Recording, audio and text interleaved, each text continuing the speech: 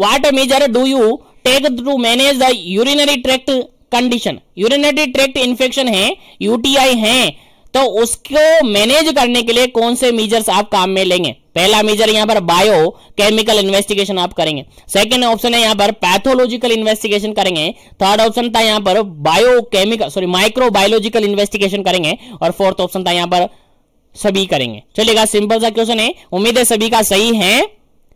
Urinary tract infection है, UTI है, तो जनरली अपन इन्वेस्टिगेशन करते हैं तो वहां पर बायोकेमिकल कर सकते हैं, माइक्रोबायोलॉजिकल कर सकते हैं, pathological. Option number D is correct answer. Option number D is correct answer. याद रखिएगा, सिंपल सा क्वेश्चन है, option number D is correct answer है। चलेगा, आगे बढ़ते हैं 37 नंबर क्वेश्चन पर। 37 नंबर क्वेश्चन सिंपल सा पूछा है, देखेगा। कंजक्टिवाइटिस, कंजक्टिवाइटिस क्या है जी? सबसे पहला काम है कंजक्टिवाइटिस को पहचानना, कंजक्टिवाइटिस को समझना, कंजक्टिवाइटिस होता क्या है। सिंपल सा कहें, कंजक्टिवाइटिस मतलब कि infection inflammation of the conjunctiva, आपकी आई के अंदर जो कंजक्टिवा होती है, जो व्हाइट पोर्शन होता है उसके अंदर इन्फेक्शन इन्फ्लेमेशन हो जाए, दैट इज अ कंजक्टिवाइटिस। अब ये किस कारण से होता है? देखिए, पहला ऑप्शन है बैक्टीरिया के कारण से, सेकंड ऑप्शन है वायरस के कारण से, थर्ड ऑप्शन एलर्जी के कारण से, फोर्थ ऑप्शन सभी के कारण से। सभी को याद है यार, सभी को पता है, बैक्टीरिया, वायरस, एलर्जी सब कर सकती है। Option number D is correct answer. Option number D is correct answer. सभी के कारण से आपका कंजक्टिवाइटिस हो सकता है, याद रखिए, भूलना नहीं है। चलेगा, आगे बढ़ते हैं अपन नेक्स्ट क्वेश्चन पर। 38 नंबर क्वेश्चन है, 38 नंबर क्वेश्चन है, सिंपल से आपसे पूछा गया है, देखेगा। काफी बार हमने डिस्कस किया था ट्रेकोमा को, बताइएगा trachoma is the disease of, trachoma कौन सी डिजीज है, किससे रिगार्डेड है आपकी ट्रेकोमा? आई से रिगार्डेड है, नोज से रिगार्डेड है, थ्रोट से रिगार्डेड है, या फिर ईयर से रिगार्डेड है? किस बॉडी ऑर्गन की बीमारी है आपकी ट्रेकोमा? ट्रेकोमेटिस, याद रखिएगा। बिल्कुल राइट आंसर है option number A. Option number A is correct answer है। ट्रेकोमा आपकी आई से रिगार्डेड प्रॉब्लम है। ट्रेकोमा आपकी आई से रिगार्डेड, आपकी आंखों से संबंधित बीमारी है। चलेगा, नेक्स्ट क्वेश्चन की बात करते हैं, और ये क्वेश्चन भी एज इट इज आपने पढ़ा हुआ है, एज इट इज, कुछ भी चेंजेस नहीं किया गया है इसके अंदर, एज इट इज आपको पढ़ाया हुआ है। 39 नंबर क्वेश्चन की बात करें। एपिस्टैक्सिस रेफर टू, एपिस्टैक्सिस को कैसे अपन रेफर करेंगे? एपिस्टैक्सिस होता क्या है? एपिस्टैक्सिस जानते हो आप, सब जानते हो, मैंने बार बार बताया। एपिस्टैक्सिस मतलब कि नोज ब्लीडिंग होती है। एपिस्टैक्सिस मतलब कि नोज ब्लीडिंग होती है। आंसर ढूंढिए, नोज ब्लीडिंग। देखिए, ईयर ब्लीडिंग तो नहीं होता है, थ्रोट ब्लीडिंग तो नहीं होता है, स्टोमक ब्लीडिंग तो नहीं होता है, bleeding from the nose correct answer होगा। Bleeding from the nose correct answer होगा। आपके इस क्वेश्चन का राइट आंसर क्या हो जाता है? Bleeding from the knows.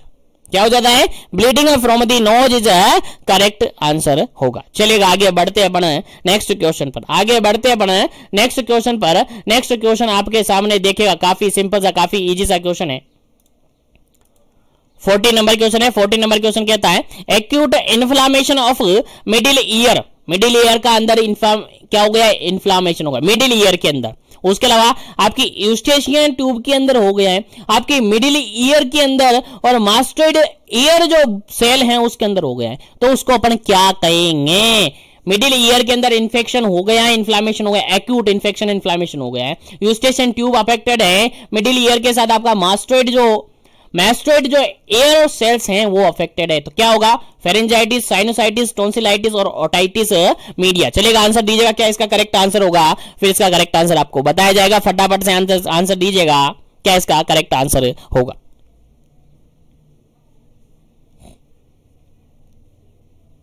चलेगा, यहां पर अगर बिल्कुल करेक्ट आंसर की अपन बात करें तो option number D is correct answer. Otitis media यहां पर बिल्कुल करेक्ट आंसर है।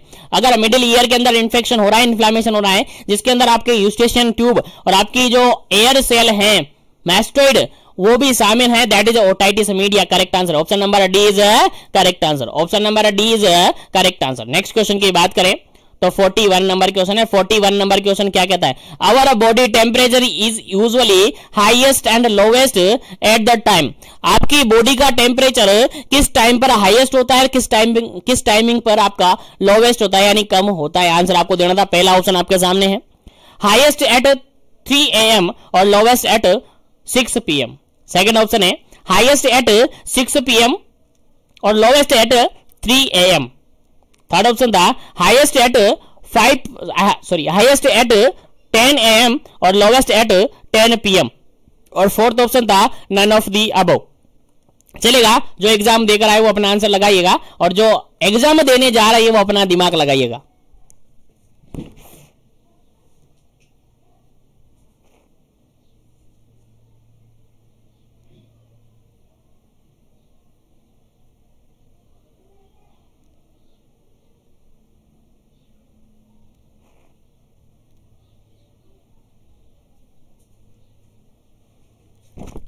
चलिए, लगा लिया दिमाग, बिल्कुल सीधा सा आंसर अपन देखें इस क्वेश्चन का। अगर आंसर अपन देखें तो option number B is correct answer. Highest होता है आपका पीएम टाइमिंग में, शाम के टाइमिंग में। शाम हो गई है, शाम हो गई है, कितना हाईएस्ट होता है। लोवेस्ट होता है आपका सुबह सुबह, जल्दी सुबह सुबह लोएस्ट होता है। बिल्कुल option number B is correct answer. Option number B is correct answer. चलेगा, आगे बढ़ते हैं नेक्स्ट क्वेश्चन पर। नेक्स्ट क्वेश्चन आपका 42 नंबर क्वेश्चन है। 42 नंबर क्वेश्चन क्या कहता है, देखिएगा, a condition of severe depression of the body vital function following injury, haemorrhage, severe pain और इमोशनल इज कंडीशन। बताइएगा, आंसर आपको बताना है क्या इसका करेक्ट आंसर है। सीवियर डिप्रेशन हो रखा है, आपकी बॉडी की जो वाइटल फंक्शन है वो डिस्टर्ब हो चुके हैं, बिल्कुल डिप्रेशन उनके अंदर आ चुका है, इंजरी हो चुकी है, इंजरी हुई है, हेमरेज हुआ है, सीवियर पेन हो रहा है, इमोशनली उसको क्या कहेंगे। चलिएगा, आंसर आपको देना है, उसको क्या कहेंगे, स्ट्रोक कहेंगे, टेकिकार्डिया कहेंगे, डिप्रेशन कहेंगे या फिर इन्फेक्शन कहेंगे। आंसर आपको देना था, सिंपल सा इसका आंसर था। आंसर आपको देना था, क्या इसका करेक्ट आंसर है, फटाफट से आंसर दीजिएगा, फिर आगे बढ़ते अपन नेक्स्ट क्वेश्चन पर। चलिए जल्दी कीजिएगा, क्या इसका करेक्ट आंसर होगा। चलिए, यहां पर अगर करेक्ट आंसर की बात करें इस क्वेश्चन का answer option number A is correct answer, शोक होगा। बिल्कुल करेक्ट आंसर है, option number A is correct answer, शोक यहां पर बिल्कुल करेक्ट आंसर है। चलेगा, आगे बढ़ते हैं अपन नेक्स्ट क्वेश्चन पर। नेक्स्ट क्वेश्चन आपके सामने सीधा सा पूछा है, कंप्लीट क्वेश्चन है, देखिएगा। Sign and symptom of rabies, rabies के साइन एंड सिम्टम्स क्या क्या होते हैं। रेबीज जानते हो क्या, रेबीज से रिगार्डेड आपका फर्स्ट पेपर में क्वेश्चन आया था, हाइड्रोफोबिया। अब hydrophobia fear of water, hydrophobia rabies का इंजेक्शन लगाया जाता है, ARV लगाया जाता है। बताएगा, सिम्टम पूछे यहाँ पर तो सिम्टम पूछे, मैं फालतू नहीं बता रहा आपको। एग्जाम में आपसे एग्जाम में क्वेश्चन पूछा जा सकता है आने वाले में, इसलिए बता रहा हूं। चलेगा, आगे बढ़ते हैं। और जो भी कैंडिडेट क्लास में जुड़े लाइक शेयर करते रहेगा क्लास को, ताकि सभी तक सेशन पहुंचे। और जो भी कैंडिडेट क्लास में हैं, चैनल पर पहली बार विजिट कर रहे हैं, बार बार विजिट करते हैं, चैनल को सब्सक्राइब नहीं किया तो कर लीजिएगा, क्योंकि इसी तरीके से तान कर क्लासे मारूंगा, तान कर क्लासे मारूंगा। चलेगा, यहां पर देखिए पहला ऑप्शन यहां पर हेडेक, नोजिया, वॉमिटिंग, बिल्कुल देखने को मिलता है। रेस्पिरेटरी पैरालाइसिस देखने को मिलता है, बिल्कुल सही बात है। एजिटेशन, उसके अलावा कंफ्यूजन है, हेलुसिनेशन, बिल्कुल देखने को। Option number D is correct answer, option number D is correct answer. सभी सिम्टम रेबीज के अंदर देखने को मिलते हैं, option number D is correct answer हो जाता है। चलेगा, आगे बात अपन करते हैं। और इस क्वेश्चन में काफी ज्यादा कंफ्यूजन है, लोग काफी ज्यादा कंफ्यूजन है, लेकिन कंफ्यूजन दूर हो जाएगा, मैं बता दूं आपको। यहां पर कंफ्यूजन दूर हो जाएगा, क्योंकि मैं कंफ्यूजन दूर करता हूं। देखिए, 44 नंबर में क्वेश्चन है आपका, earthquake, landslides, tsunami and volcanic activity are the example of. देखिएगा, 3-4 कंडीशन यहां पर the, earthquake, landslides, tsunamis, volcanic activity, ये सब किसके एग्जाम्पल हैं। कंफ्यूजन इसलिए इस तरीके से यहां पर काफी लोग कह रहे हैं इसको क्लाइमेटोलॉजिकल है, और काफी लोग कह रहे हैं यहां पर हाइड्रोलॉजिकल है। बायोलॉजिकल कोई नहीं कह रहा है, और जियोग्राफिकल बहुत कम कह रहा है, लेकिन जो बहुत कम कह रहे हैं ना वो सही कह रहे हैं। यहां पर ये कंडीशन है आपकी जियोग्राफिकल, कौन सी है जी, जियोग्राफिकल है, क्लाइमेटोलॉजिकल नहीं है, बायोलॉजिकल नहीं है, हाइड्रोलॉजिकल नहीं है। जिसको भी डाउट है, जिसको भी अगर इस क्वेश्चन में डाउट है, वो अपना डाउट दूर कर लीजिएगा। आपके पास मॉड्यूल अवेलेबल है, बिल्कुल मैंने कहा है, जो भी क्वेश्चन मैं बता रहा हूं, जो भी क्वेश्चन आपको बता रहा हूं, बिल्कुल आपके मॉड्यूल से बता रहा हूं, मॉड्यूल से बाहर कोई क्वेश्चन नहीं बता रहा मैं। और बिल्कुल सही आंसर है आपका यहां पर जियोग्राफिकल डिजास्टर के अंदर ही आएगा आपका। आपके मॉड्यूल्स के अंदर आपके जो फर्स्ट पेपर है, सॉरी सेकंड पेपर के अंदर जो फर्स्ट ब्लॉक है, उसके अंदर आपकी जो लास्ट यूनिट है 6 नंबर, उसके अंदर question as it is mention है। तो यहां पर जो क्वेश्चन का राइट आंसर होगा क्या हो जाएगा, option number A is correct answer होगा, जियोग्राफिकल बिल्कुल करेक्ट आंसर होगा। कंफ्यूजन नहीं रखना है, कंफ्यूजन दूर रखना है, कंफ्यूजन आना नहीं चाहिए, क्योंकि मैंने कहा एग्जाम देने गए हैं, कंफ्यूजन को घर पे रख के जाना है। चलेगा, नेक्स्ट क्वेश्चन की बात करते हैं। नेक्स्ट क्वेश्चन की बात करते हैं 45 नंबर क्वेश्चन। और 45 नंबर क्वेश्चन सिंपल से आपसे पूछा गया था, fracture with unbroken skin, blood is lost into the tissue. देखिएगा फ्रैक्चर हुआ है, क्वेश्चन ये कह रहा है कि फ्रैक्चर हो गया है, लेकिन फ्रैक्चर हो गया है लेकिन स्किन अभी ब्रेक नहीं हुई है, स्किन ब्रेक नहीं हुई है, ब्लड बाहर नहीं आया, ब्लड अंदर ही टिश्यू के अंदर क्या हो रहा है, ब्लड निकल रहा है। फ्रैक्चर हो चुका है लेकिन अभी स्किन डैमेज नहीं हुई है, स्किन ब्रेक नहीं हुई है, स्किन टूटी नहीं है, स्किन से ब्लड बाहर नहीं आया है। किस टाइप का फ्रैक्चर होगा? सिंपल सा सर, सिंपल सा पहला ऑप्शन देगा open fracture, transverse fracture, spinal fracture और क्लोज फ्रैक्चर। देखिएगा ओपन फ्रैक्चर तो है नहीं क्योंकि ओपन तो हुआ नहीं है, ट्रांसवर्स के लेना देना है नहीं और स्पाइनल का लेना देना नहीं है, यहां पर दो ही का लेना देना है, या तो क्लोज होगा या ओपन होगा। अब क्लोज और ओपन से क्या समझे सर? ओपन तो तब होगा जब ब्लड बाहर आ जाता, तब ओपन होता, लेकिन यहां तो ब्लड ही अंदर है, अनब्रोकन है। Option number C is correct answer. Option number C is correct answer. याद रखिएगा, काफी इंपोर्टेंट है, जिनका एग्जाम अभी आने वाला है उनको याद होना चाहिए। चलेगा नेक्स्ट क्वेश्चन की बात करें 46 नंबर क्वेश्चन के। 46 नंबर क्वेश्चन कहता है आपका, देखिएगा the temperature of labour room, labour room का टेम्परेचर कितना है? मैंने बार बार रिपीट किया था सर, बार बार रिपीट किया था सर, पूछ लीजिएगा, याद रख लीजिएगा, याद रख लीजिएगा, याद रख लीजिएगा, आ जाएगा क्वेश्चन एग्जाम में, आ गया है, देख लीजिएगा। और अभी भी जो क्लास में जुड़े हुए हैं, जो अभी तैयारी कर रहे हैं 4 मार्च की, 8 मार्च की, याद रखिएगा उनके एग्जाम में क्वेश्चन पूछा जा सकता है, दोनों पेपर में पूछा जा सकता है, कोई गारंटी नहीं किस में पूछा जाए, दोनों पेपर में ये क्वेश्चन शामिल है, इसलिए दोनों ही आपको याद रखना है। चलेगा यहाँ पर टेम्परेचर, लेबर रूम का टेम्परेचर आपसे पूछा गया है, ऑलमोस्ट सभी को याद होगा। पहला ऑप्शन यहाँ पर 10 to 15 सेंटीग्रेड डिग्री सेंटीग्रेड है, सेकंड ऑप्शन था 15 to 18 डिग्री सेंटीग्रेड है, थर्ड ऑप्शन यहाँ पर था 18 to 20 डिग्री सेंटीग्रेड था, और फोर्थ ऑप्शन था यहाँ पर 25 to 28 डिग्री सेंटीग्रेड। बिल्कुल right answer option number D ही है, option number D is right answer. अगर अपन जाने लेबर रूम का टेम्परेचर, तो लेबर रूम का टेम्परेचर हमेशा कैसा होना चाहिए? वार्म होना चाहिए, क्योंकि बेबी को हाइपोथर्मिया हो सकता है, बेबी को रिस्क रहता है हाइपोथर्मिया का, इसलिए करेक्ट आंसर क्या होगा? ऑप्शन नंबर डी, 25 से लेकर 28 डिग्री सेंटीग्रेड टेम्परेचर होना चाहिए लेबर रूम का, याद रखना है। Option number D is correct answer, option number D is correct answer, 25 to 28 degree centigrade. चलिएगा आगे बढ़ते हैं नेक्स्ट क्वेश्चन की।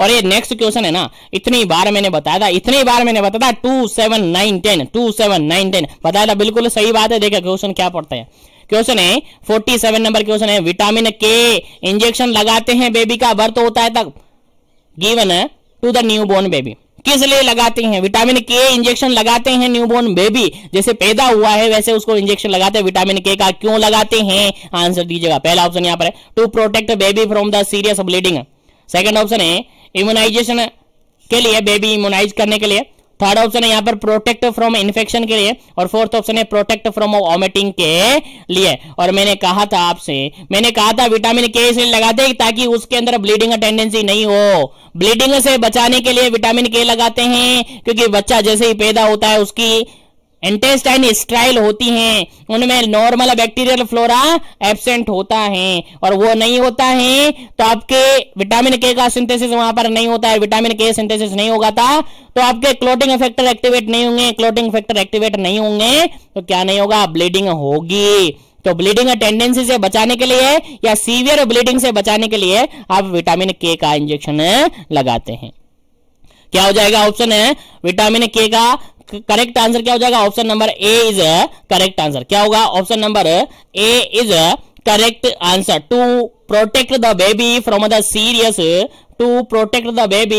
द सीरियस ब्लीडिंग, बिल्कुल करेक्ट आंसर है। चलेगा आगे बढ़ते हैं नेक्स्ट क्वेश्चन पर। नेक्स्ट क्वेश्चन आपके सामने सिंपल सा इज इट इज क्वेश्चन पूछा जा सकता है, the process from the rapid screen sick children soon after the arrival in the hospital child, देखिए सॉरी कोल्ड। क्वेश्चन यहां पर यह पूछा है कि एक सिक बच्चा है, एक बीमार बच्चा है, हॉस्पिटल के अंदर आया है और रैपिडली आपके पास आता है, हॉस्पिटल में आते ही आप क्या करेंगे? किस तरह की केयर उसको अवेलेबल करवाएंगे? पहला ऑप्शन देखेगा separate child from the mother, mother से दूर कर देंगे क्या? सेकंड ऑप्शन है ट्रायज लगाएंगे, थर्ड ऑप्शन है इमरजेंसी लगाएंगे, और फोर्थ ऑप्शन है नन ऑफ दी लगाएंगे। चलेगा दो ऑप्शन में काट देता हूं, दो ऑप्शन में यहां पर काट देता हूं, फर्स्ट और फोर्थ ऑप्शन में काट देता हूं, बचा है ट्रायज और इमरजेंसी। कौन सी केयर आप देंगे? सर हम तो सबसे पहले यही करेंगे, ट्रायल सिस्टम वहां पर लगाएंगे, पहले देखेंगे, इंश्योर करेंगे कौन से सिस्टम की केयर अवेलेबल करवानी है बच्चे को। चलेगा, option number B is correct answer, triage वहां पर आप लगा देंगे, प्रायोरिटी बेस्ड केयर वहां पर आप देंगे। चलेगा, आगे बढ़ते हैं नेक्स्ट क्वेश्चन पर 49 पर। जो भी क्लास में जुड़े हुए हैं, क्लास को ज्यादा से ज्यादा लाइक करें, शेयर करें। चैनल पर पहली बार विजिट कर रहे हैं तो चैनल को जरूर से सब्सक्राइब करके बेल आइकन कॉल पर प्रेस कर ले, ताकि इसी तरीके से कंटिन्यू आपको मिलता रहे। चलेगा, आगे बढ़ते हैं अपन नेक्स्ट क्वेश्चन पर। नेक्स्ट क्वेश्चन आपके सामने काफी सिंपल सा, काफी इजी सा है, देखिएगा। 49 नंबर क्वेश्चन कहता है blood in the stool is known as, stool के अंदर ब्लड आ रहा है तो कौन सी कंडीशन होगी? पहला ऑप्शन है सीवियर डिहाइड्रेशन होगा, सेकंड ऑप्शन है नो डिहाइड्रेशन होगा, थर्ड ऑप्शन है सीवियर परसिस्टेंट डायरिया होगा, और फोर्थ ऑप्शन है यहाँ पर सीवियर डिसेंट्री होगी।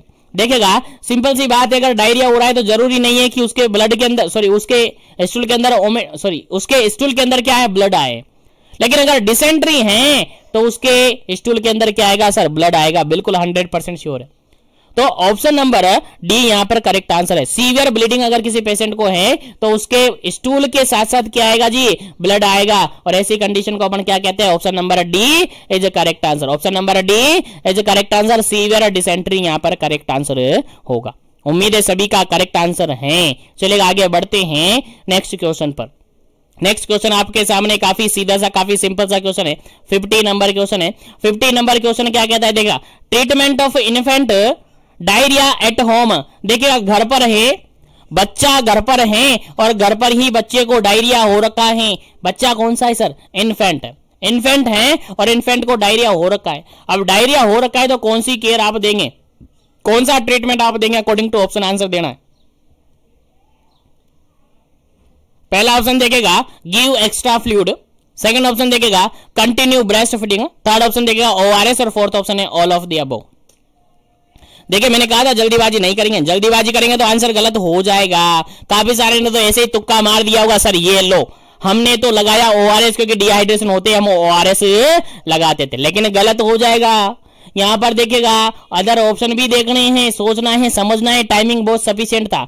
एक्स्ट्रा फ्लूइड भी दे सकते हैं, बिल्कुल सही बात है, ब्रेस्ट फीडिंग देंगे, बिल्कुल सही बात है, ओआरएस देंगे, अरे यार सभी देंगे। यहां पर option number D is correct answer, 50 का option number D is correct answer है, याद रखिएगा। चलेगा, आगे बढ़ते हैं अपन नेक्स्ट क्वेश्चन पर। नेक्स्ट क्वेश्चन आपसे पूछा गया था, काफी सारे कैंडिडेट तो ये कह रहे हैं सर ये जीरो क्या लिखा हुआ है, यहाँ पर ये ओ क्या लिखा हुआ, ओपीवी, और ये ओ क्या लिखा हुआ, इसका मतलब समझे नहीं सर, ये कौन सी वैक्सीन आ गई, ओपीवी के साथ ओ कौन सी वैक्सीन आ गई, हमने तो देखी नहीं। अरे ओपीवी के साथ ओ नहीं थी, वो ओपीवी जीरो डोज है। बीसीजी प्लस ओपीवी जो जीरो डोज लगाते हैं वो कब लगाते हैं, क्वेश्चन सिंपल सा था, क्वेश्चन समझ में आएगा तो आंसर मिल जाएगा। चलेगा, BCG plus OPV zero dose is given to the neonate, neonate के अंदर बीसीजी के साथ ओपीवी का जीरो डोज आप लगा रहे तो कब लगाएंगे? ऑप्शन नंबर फर्स्ट है 6 वीक पर, सेकंड है 4 वीक पर, थर्ड है बर्थ पर, और फोर्थ ऑप्शन है यहां पर 9 मंथ पर।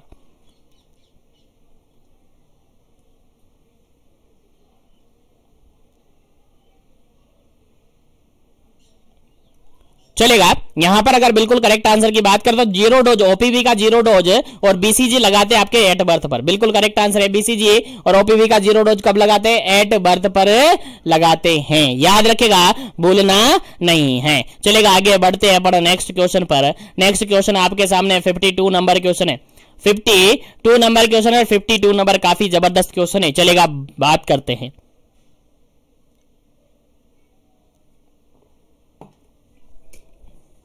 चलिए, क्वेश्चन क्या कह रहा है, देखिए 52 नंबर क्वेश्चन कह रहा है government of India launch the RBSK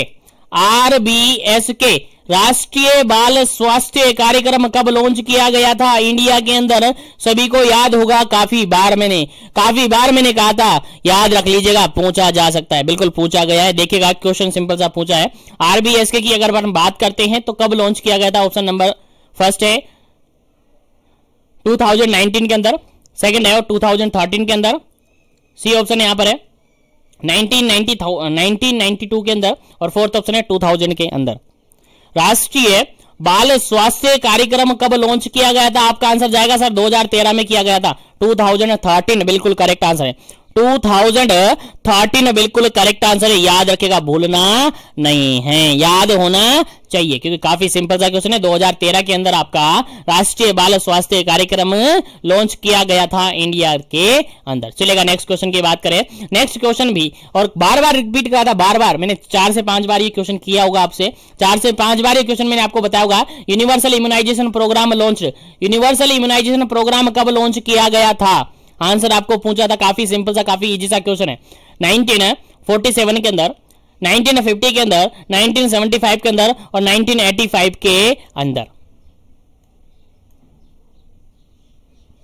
चलिए यहां पर बिल्कुल करेक्ट आंसर क्या होगा आपका? Option number D is correct answer, 1985 के अंदर बिल्कुल करेक्ट आंसर है। देखिए यहां से अगर अदर क्वेश्चन की बात करें तो देखिएगा, सबसे पहले जो इम्यूनाइजेशन स्टार्ट किया था ना, सबसे पहले इम्यूनाइजेशन स्टार्ट किया था, सबसे पहले इम्यूनाइजेशन स्टार्ट किया था WHO ने, सबसे पहले इम्यूनाइजेशन WHO ने, और WHO यानी वर्ल्ड के अंदर कब किया था? 1974 के अंदर किया था, याद रखिएगा। उसके बाद इंडिया के अंदर, उसके बाद इंडिया के अंदर EPI, गवर्नमेंट ऑफ इंडिया ने किया, EPI गवर्नमेंट ऑफ इंडिया ने एक्सपेंडेड प्रोग्राम ऑफ इम्यूनाइजेशन किया 1978 के अंदर, और उसके बाद इसका नाम चेंज करके UIP यूनिवर्सल इम्यूनाइजेशन प्रोग्राम कर दिया गया था 1985 के अंदर, 85 के अंदर। बिल्कुल करेक्ट आंसर क्या होगा इस क्वेश्चन का? Option number D is correct answer, option number D is correct answer, 1985 बिल्कुल करेक्ट आंसर है इस क्वेश्चन का। चलिए आगे बढ़ते हैं पर नेक्स्ट क्वेश्चन पर। नेक्स्ट क्वेश्चन आपके सामने 54 नंबर क्वेश्चन पूछा था, सिंपल सा क्वेश्चन पूछा था। Pentavalent vaccine contain, pentavalent vaccine सभी को पता है, पेंटावेलेंट मतलब 5, मैंने बोला था पेंटा मतलब 5, पेंटा मतलब 5, और 5 डिजीज के रिगार्डेड ये प्रिवेंशन देती है। पहला ऑप्शन है 5 डिजीज, सेकंड ऑप्शन है 3 डिजीज, थर्ड ऑप्शन है 1 डिजीज, फोर्थ ऑप्शन है none of the above. Simple सा क्वेश्चन का आंसर आपका क्या जाएगा सर? पेंटावेलेंट है तो 5 डिजीज से रिगार्डेड है, option number A is correct answer, option number A is correct answer. Pentavalent is related to 5 disease, याद रखेगा, भूलना नहीं है। सभी को याद है यार, जिसको याद नहीं है। चलेगा आगे बात करते हैं नेक्स्ट क्वेश्चन की। नेक्स्ट क्वेश्चन बिल्कुल ढीला क्वेश्चन पूछा है यार, ढीला क्वेश्चन है, सभी को याद होगा। What do you mean understand in care of injured person? ABC का फुल फॉर्म आपसे पूछा है।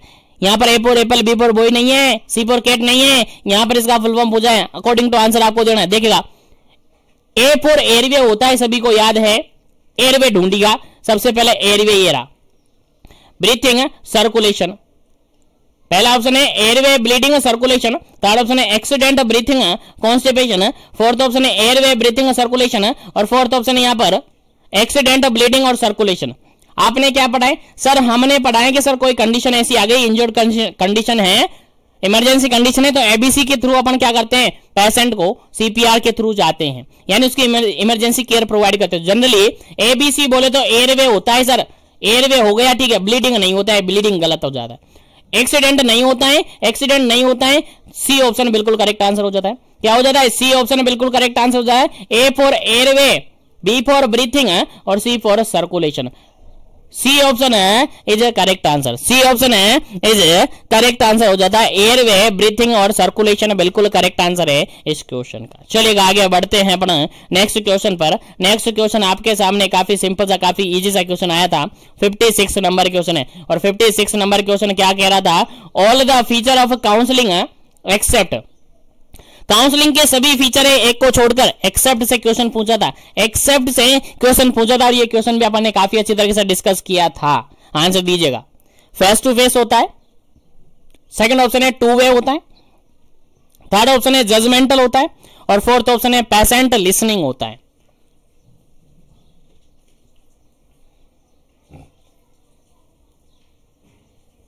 चलेगा अगर आंसर की अपन बात करें तो देखिएगा, अगर बात करें काउंसलिंग की तो काउंसलिंग में फेस टू फेस होता है, बिल्कुल सही बात है। 2 वे होता है, बिल्कुल सही बात है, और पेशेंट लिसन करता है, सही बात है, लेकिन जजमेंटल नहीं होता है, नॉन जजमेंटल होता है। काउंसलिंग प्रोसेस कैसी होती है जी? नॉन जजमेंटल होती है। करेक्ट आंसर क्या हो जाता है? ऑप्शन नंबर C हो जाता है, क्योंकि एक्सेप्ट से पूछा है। काउंसलिंग प्रोसेस कैसी होती है? नॉन जजमेंटल होती है, जज नहीं किया जा सकता है काउंसलिंग प्रोसेस को, याद रखिएगा, याद होना चाहिए, जिनका एग्जाम अभी आने वाला है रिसेंटली नेक्स्ट वीक के अंदर। चलेगा 56 का आंसर क्या हो जाता है? Option number C is a correct answer है। चलिए आगे बढ़ते हैं अपन नेक्स्ट क्वेश्चन पर, और नेक्स्ट क्वेश्चन है यहां पर सिंपल सा क्वेश्चन है, the major complication of cholera. Cholera का मेजर कॉम्प्लिकेशन क्या है? और कोलेरा क्या है जी? कोलेरा क्या है जी?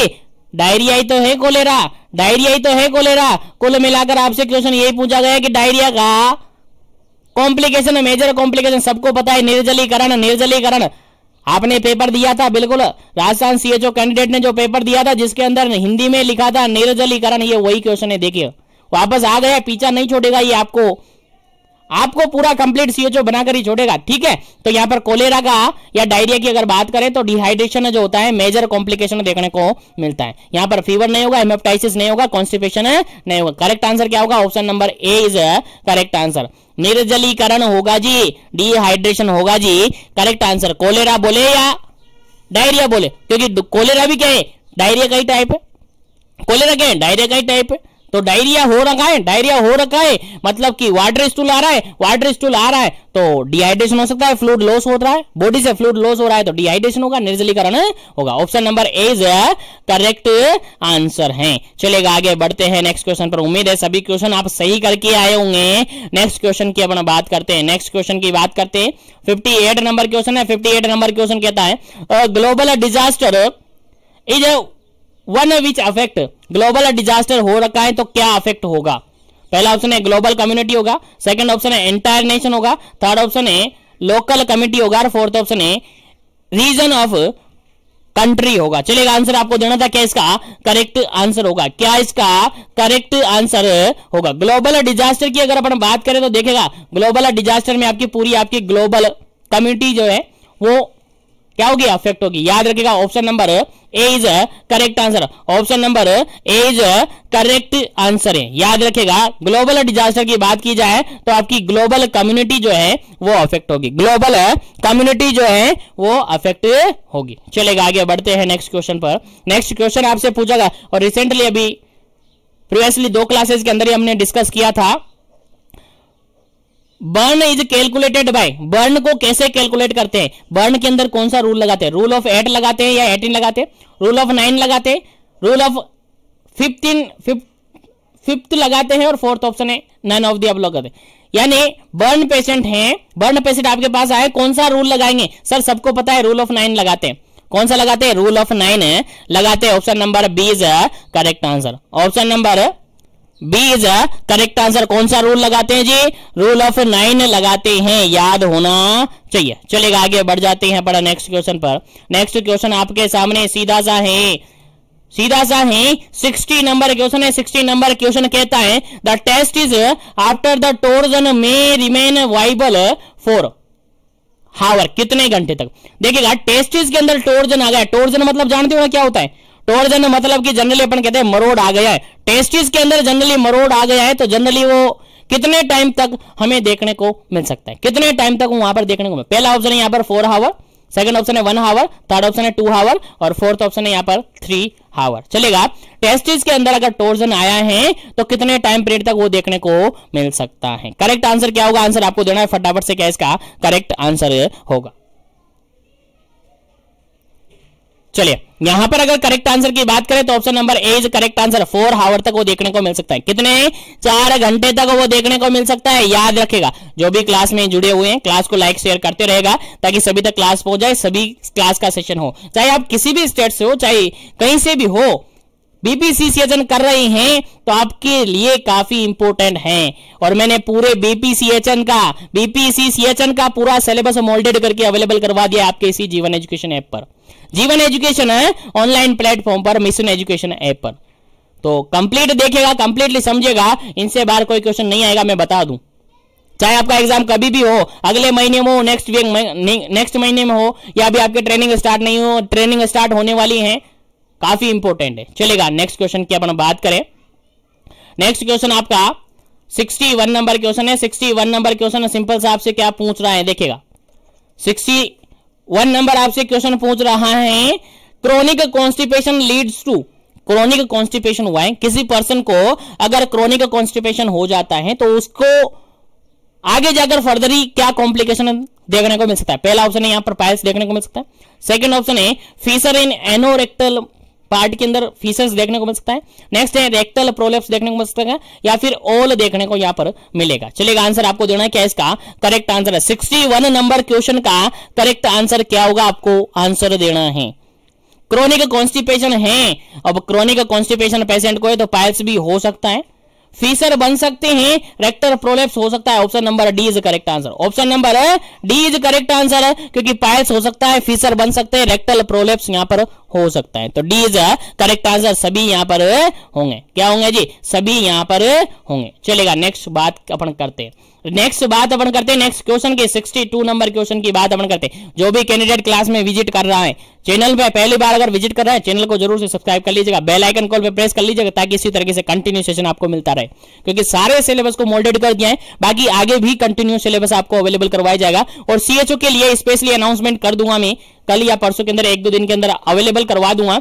जो नेक्स्ट वैकेंसीज आ रही है, अपकमिंग वैकेंसीज है, स्पेशली राजस्थान सीएचओ की, उसके बाद एमपी सीएचओ की वैकेंसी के रिगार्डेड रिक्वायरमेंट है, रिक्रूटमेंट लेटर है, नोटिफिकेशन है, जारी हो चुका है, आप सबको याद है। जहां भी किसी भी स्टेट में अगर सीएचओ कैंडिडेट किसी भी स्टेट में अगर आप तैयारी कर रहे हैं, चाहे सीएचओ की कर रहे हो या नर्सिंग कंपटीशन की, किसी भी एग्जाम की कर रहे हो, तो कंटिन्यू बने रहिएगा इसी पर, क्योंकि यहां पर आपको कंटिन्यूअसली इसी तरीके से धड़ाधड़ क्लासें मिलती रहेगी। चलेगा, नेक्स्ट क्वेश्चन की बात कर लेते हैं। 62 नंबर क्वेश्चन यहां पर पूछा है, which of the following swelling is not transluminant. देखेगा क्वेश्चन यहां पर सिंपल सा, यहां पर यह पूछा है कि कौन सी ऐसी कंडीशन है जिसके अंदर ट्रांसलुमिनेटेड नहीं है, यानी स्वेलिंग हो रखी है, स्वेलिंग हो रही है, लेकिन स्वेलिंग यहां पर ट्रांसलुमिनेंट नहीं है। ट्रांसलुमिनेंट नहीं है, किसके अंदर अगर स्वेलिंग हुई है तो उसको ट्रांसलुमिनेंट में कंसीडर नहीं किया जाएगा, नहीं माना जाएगा। आंसर देना है। पहला ऑप्शन यहां पर हाइड्रोसेल, सेकंड ऑप्शन है वेरिकोसेल, थर्ड ऑप्शन है सिस्टिक हाइग्रोमार, फोर्थ ऑप्शन है यहां पर ब्रेकियल सिस्ट। चलेगा, आंसर आपको देना है क्या इसका करेक्ट आंसर। सिंपल सा क्वेश्चन आपसे पूछा गया है कि कौन सी स्वेलिंग ट्रांसलुमिनर के अंदर नहीं मानी जाती है। ट्रांसलुमिनर के अंदर कौन सी स्वेलिंग नहीं मानी जाती है। सभी के अंदर स्वेलिंग आ रही है, सभी के अंदर स्वेलिंग आएगी, लेकिन 3 कंडीशन यहां पर तो ट्रांसलुमिनेंट के अंदर मानी जाएगी, लेकिन एक कंडीशन नहीं मानी जाएगी। कौन सी करेक्ट आंसर है, कौन सी नहीं मानी जाएगी, आंसर आपको देना है।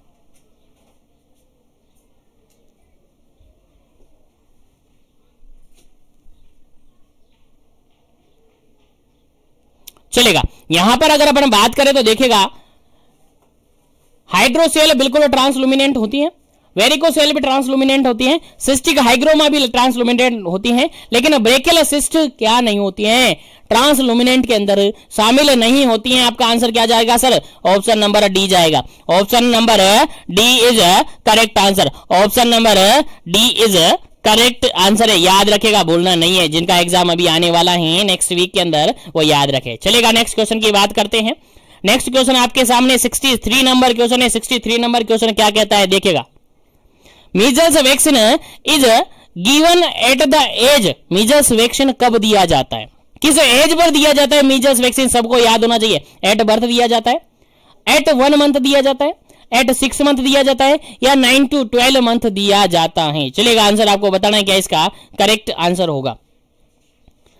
मीजल्स वैक्सीन कब दिया जाता है, सभी को याद है, जिसको याद नहीं है वो याद रखेगा। Option number D is correct answer. Measles vaccine को जनरली 9 मंथ पर दिया जाता है। कब दिया जाता है जी, 9 मंथ पर दिया जाता है, और रेंज में अगर बात करें तो 9 to 12 मंथ में दिया जाता है। मीजल्स वैक्सीन 9 to 12 मंथ के अंदर दी जाती हैं, याद रखेगा, इंपोर्टेंट क्वेश्चन है। Option number D is correct answer. Option number D is correct answer. चलेगा, नेक्स्ट क्वेश्चन की बात करते हैं। नेक्स्ट क्वेश्चन सिंपल सा यहां पर पूछा गया है, देखेगा 64 नंबर क्वेश्चन है, adverse effect of vaccine. Vaccine किया जा रहा है, वैक्सीनेशन किया जा रहा है, किसी को भी वैक्सीन लगाया जा रहा है, तो उसका एडवर्स इफेक्ट कौन सा होता है। पहला ऑप्शन है यहां पर फीवर होगा, सेकंड ऑप्शन है हेडेक होगा, थर्ड ऑप्शन है मैलेस होगा, और फोर्थ ऑप्शन है ऑल होंगे। अगर किसी पर्सन को वैक्सीनेशन किया जा रहा है, वैक्सीन लगाई जा रही है, तो उसके अंदर क्या एडवर्स इफेक्ट देखने को मिलेगा।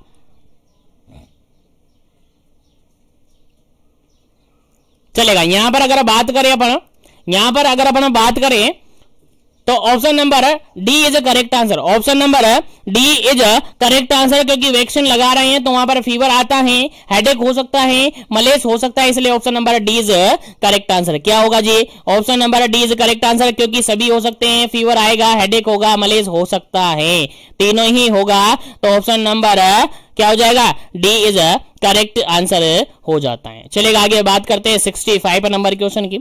65 नंबर क्वेश्चन क्या कहता है देखिएगा, एंटा एसिड आर यूज। एंटा एसिड जो ड्रग्स होती है, जो मेडिसिन होती है, उसको कहां पर यूज करते हैं? पहला ऑप्शन है पेप्टिक अल्सर में, सेकंड ऑप्शन है यूरिनरी इन्फेक्शन में, थर्ड ऑप्शन है बैक्टीरियल इन्फेक्शन में या बैक्टीरियल डिजीज में, फोर्थ ऑप्शन है वायरल इन्फेक्शन में। चलेगा आंसर दीजिएगा, क्या इसका करेक्ट आंसर है?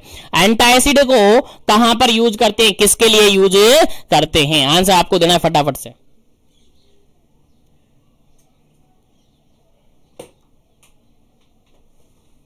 चलेगा, यहां पर अगर बिल्कुल करेक्ट आंसर की अपन बात करें तो देखिएगा, करेक्ट आंसर की अगर अपन बात करें तो पेप्टिक अल्सर में आपका एंटा एसिड काम में लिया जाता है। Option number A is correct answer. Option number A is correct answer, क्योंकि यूटीआई में यानी यूरिनरी इन्फेक्शन में नहीं लेते हैं, बैक्टीरियल डिजीज में नहीं लेते, वायरल इन्फेक्शन के अंदर नहीं लेते। एंटा एसिड जो कि एसिड को क्या करेगा?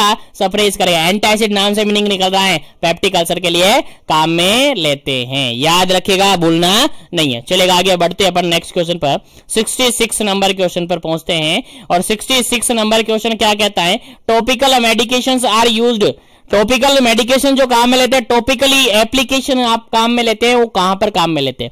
ओरली देते हैं क्या? सेकंड ऑप्शन है ऑन स्क्रीन पर लगाते हैं, थर्ड ऑप्शन है रेक्टली देते हैं या फिर इंट्रावेनसली आईवी देते हैं। टॉपिकली एप्लीकेशन या टॉपिकली मेडिसिन कहां पर लगाते हैं, कहां पर काम में लेते हैं? चलेगा, करेक्ट आंसर की अपन बात करें तो option number B is correct answer. On skin कहां पर लगाते हैं जी? ऑन स्किन पर लगाते हैं। टॉपिकल मेडिसिन जितनी भी होती हैं उनको कहां पर लगाते हैं, कहां पर काम में लेते हैं? ऑन स्किन पर काम में लेते हैं, याद रखिएगा, इंपॉर्टेंट है। चलेगा, आगे बात करते हैं अपन नेक्स्ट क्वेश्चन पर।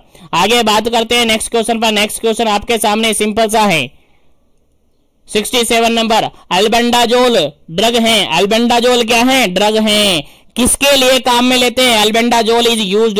एल्बेंडाजोल किसके लिए काम में लेते हैं? आंसर आपको देना। पहला ऑप्शन देखिएगा यहां पर बैक्टीरियल इन्फेक्शन के अंदर काम में लेते हैं, सेकंड ऑप्शन देखिएगा वायरल इन्फेक्शन के अंदर काम में लेते हैं, थर्ड ऑप्शन देखिएगा पैरासाइट ऑर्म और स्पेशली राउंड ऑर्म के लिए काम में लेते हैं, ऑप्शन नंबर फंगल इन्फेक्शन के अंदर काम में लेते हैं। एल्बेंडाजोल को किसके लिए काम में लेते हैं?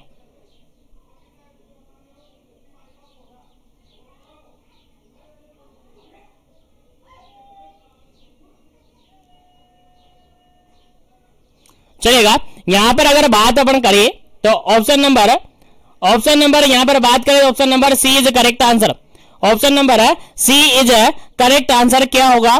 एल्बेंडाजोल अपन वार्म इन्फेस्टेशन जो होता है, वार्म जो होता है उसके लिए काम में लेते हैं, स्पेशली राउंड वर्म की अपन बात कर लेते हैं, स्पेशली राउंड वर्म जो होता है उसकी अपन बात कर लेते हैं। तो एल्बेंडाजोल को जनरली पैरासाइटिक या ऑर्म इन्फेस्टेशन होता है, ऑर्म का इन्फेक्शन होता है, उसके लिए काम में लेते हैं। याद होगा आपको, एल्बेंडाजोल को जनरली जो टेबलेट आती है 400 mg की आती है, हाफ टेबलेट 200 mg की होती है।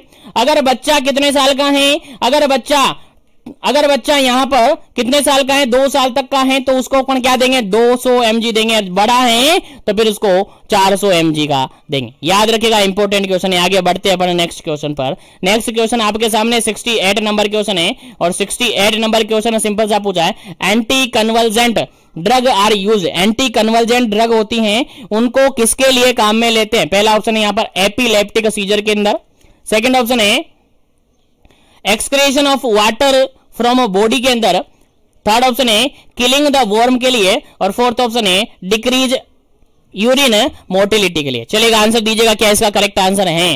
एंटी कन्वर्जेंट मेडिसिन किसके लिए काम में लेते हैं? उम्मीद है सभी को याद है और सभी सही करके आए होंगे। चलेगा, आंसर दीजिएगा, फिर इसका करेक्ट आंसर आपको बताया जाएगा। चलिए, एंटी कन्वर्जेंट की बात की जा रही है। एंटी कन्वर्जेंट नाम से मीनिंग निकला कन्वर्जन। कन्वर्जन डायरेक्ट बोले तो सीजर, डायरेक्टली बोले तो seizure. Option number A is correct answer. Option number A is correct answer. Epileptic seizure जो आते हैं उनके अंदर काम में ली जाती है आपकी anti convergent medicine. Anti convergent medicine कहां पर काम में ली जाती है? आपकी एपिलेप्टिक सीजर के अंदर काम में ली जाती है। Option number A is correct answer. Next question की बात करें, 69 नंबर क्वेश्चन है। 69 नंबर सिंपल सा क्वेश्चन पूछा गया है। Sign and symptom of low blood sugar.